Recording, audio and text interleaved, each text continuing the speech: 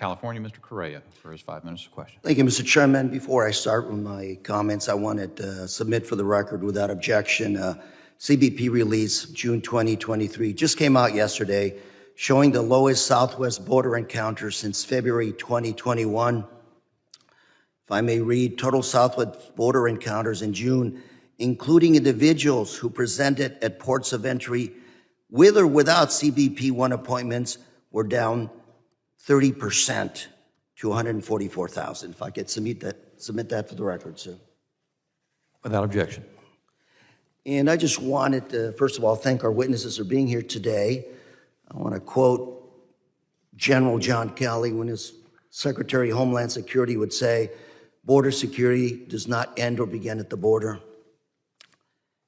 And Mr. Jones, I want to say I heard your testimony. I listened to it very carefully. I got to tell you, I really don't like what you said. But as an individual that's worked a lot on both sides of the border, I have to tell you, you have some valid points. We do need some extreme solutions. We need to coordinate with Mexico. We need to get it right. Speaking to Mexican officials recently, and they reminded me that just recently they had seized 46,000 bank accounts or blocked, the equivalent of almost $700 million of money from organized crime, have entered into an anti-money laundering binational group with the United States. 1,600 members of the Mexican military today are deployed at 55 security points along the border.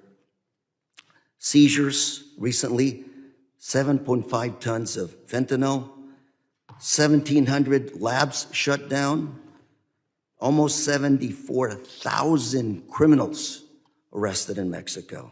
And then, of course, in January of this year, the arrest of Chapo's son, Ovidio Guzman, that erupted into one of those gunfights that you were describing where 12 Mexican Marines were killed.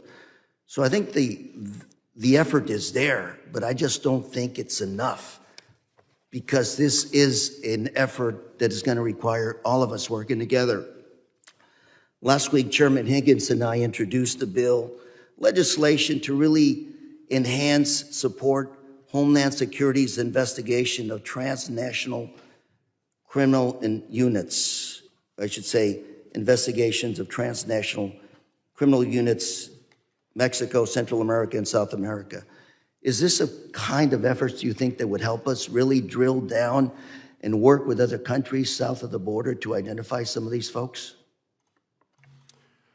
Thank you for the question, Congressman. I will tell you that those statistics you gave are fantastic, and I applaud the efforts of all of those in Mexico who are in harm's way. They have some incredible people working to try to fight for their country, but none of this matters.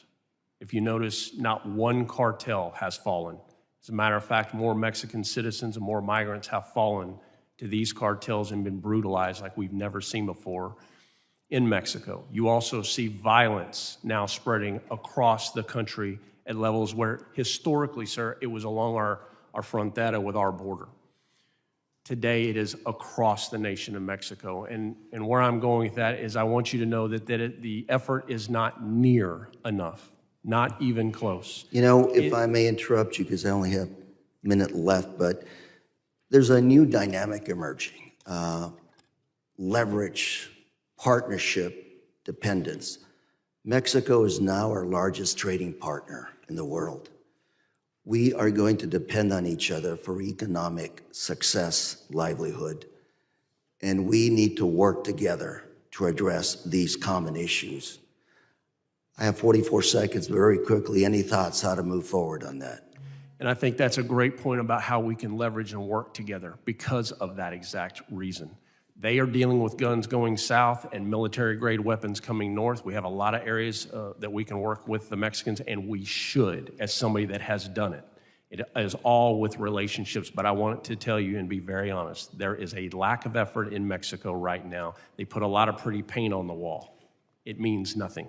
And it is doing nothing. And you see it in the deaths of Americans, you see it in the deaths of Mexican citizens, and it's just pretty paint on the wall that doesn't amount to anything. I do hope we can engage in a transparent manner to address these issues that do affect my citizens on Main Street on a daily basis in terms of fentanyl deaths.